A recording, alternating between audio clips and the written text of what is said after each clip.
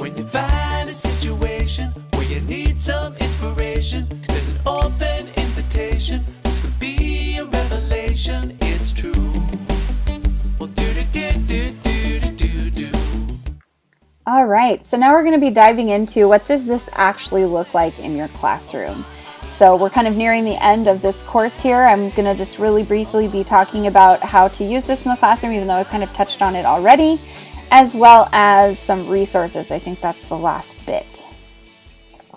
So what does this look like? So, I mean, the first time you try this, especially in some of the younger grades, the kids are still, like I said, identify as artists, so they want to keep drawing.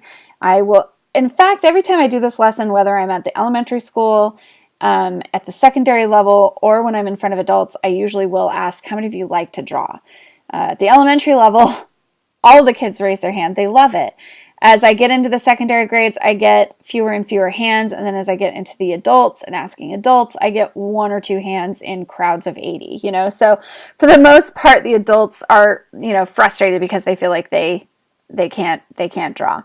Whereas, sometimes that happens for the kids too. So you just have to, make sure that they feel really comfortable. And like I said before, you have to do the modeling. Like, this is not going to become something that the students will gravitate towards or use if you don't also model and do it as well. So, just keep that in mind. I think when you do sketch notes with the kids, the reason I'm doing this and going so thoroughly into everything that I've learned about sketch notes is because I want you guys to take it over, right? You have access to all of my slide decks, to my handout that you've been using. You have everything. And you can come back to this course at any time to rewatch how I did certain things. But I want you ultimately to start teaching this to your students. So I would recommend you go through the handout like we just did as your very first intro, and then just start applying and using it in class. So the more you do that, I think the better. As you do it in notebooks, or if you do it digitally, you really are just kind of giving them that time and space to be a little bit more free with it and creative, and to know that doodling is not a bad thing. I definitely think there's some options between deciding if you do a live sketch note by watching a video or listening to a podcast, or doing the revisiting option where you read an article, highlight, and then come back and do your drawings. That's totally up to you. I think this works as a great avid strategy for my secondary teachers out there as we work to try and use Cornell notes as much as possible. I'm never going to say get rid of Cornell notes ever, ever, ever. But a part of Cornell notes obviously is take these notes, then let's revisit them. So in the revisiting capacity, take your Cornell notes, let's go back, let's revisit, and add a layer of sketch notes on top of what you've already done in your Cornell notes, for example. So working together to try and develop your structure, modeling how you might do it, modeling some pictures, getting them more familiar, and building that kind of visual vocabulary culture together, I think is a great way to start. Here are some examples. Some of these are coming not from our school district, but from outside of our school district. So to start with, at the beginning of the school year, we always do different things where we talk about our own likes and get to know you. So this is an all about me activity where a student might fill out a quick survey and then take their answers from the survey and fill out a sketch note all about them. This would work even at the secondary level if you did it through like advisories or homeroom classes. Here are some examples at the end of a chapter to allow students to do a sketch note on what they learned. You'll see, usually with this, you'll see a lot of vocabulary pieces finding their way in. It just depends on what kind of unit. They usually in the Educator's Guide to Visual Note-Taking, they talk about sassy points where you oftentimes during lectures or videos, you stop, pause, and say, okay, I want you to take notes or write that down. So really allowing students to pause and reflect if they are doing it live or while they're listening to you.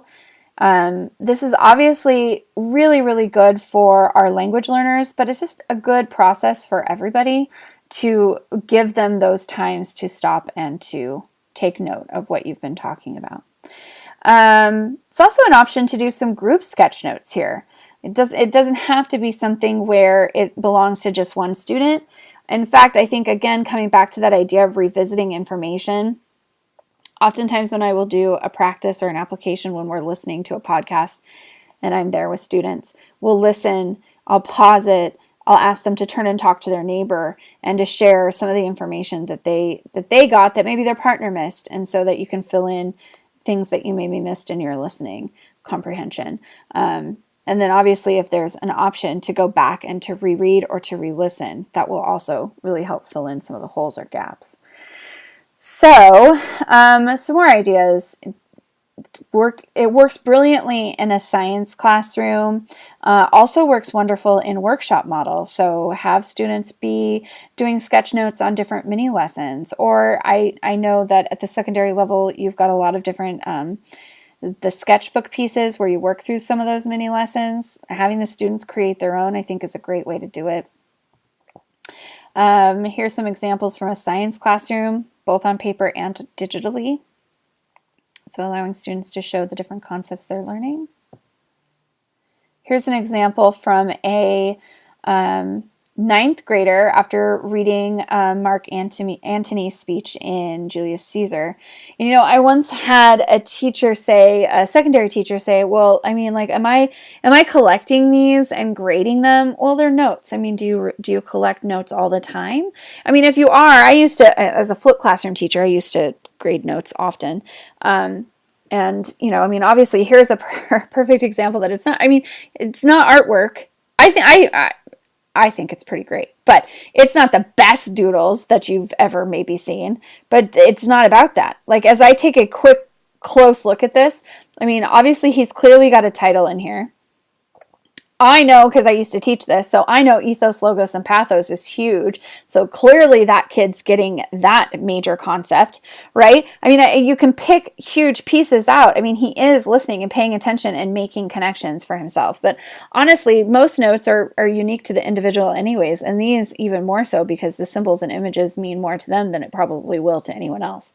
So, I mean, that's totally up to you whether you're grading this or not, but I can clearly see that he's getting major concepts from quickly looking at this. Here's another example from a health class, a secondary health class where they were learning about the skin.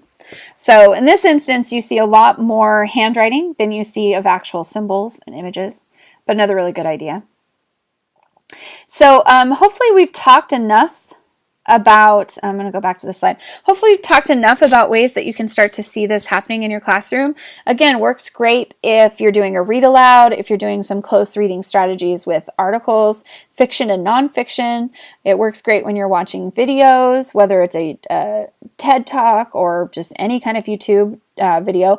I know I went in and did a 4th grade class over at Beaver Acres, Mrs. Hoxley's class, and they loved it. But then after I left, like the day later, they watched a YouTube video on should people eat bugs for protein. And Ms. Hoxley was nice enough to send me a whole bunch of pictures of what their sketch notes look like. So not a TED Talk, just a regular video, science video that they were watching, that they took the time to do some sketch notes on to think about their learning.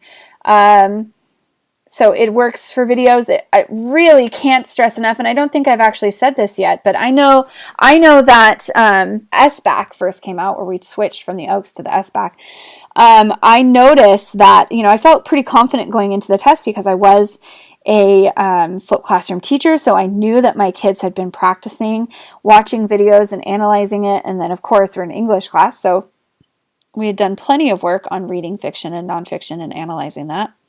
But then I quickly realized that my students were also getting a podcast, and I literally had never touched a podcast in my classroom. And I felt like I had done a huge disservice to them because listening comprehension is just so important. I can't stress that enough. So, never want to say we teach the test, but this is a fantastic skill for really all kinds of disciplines.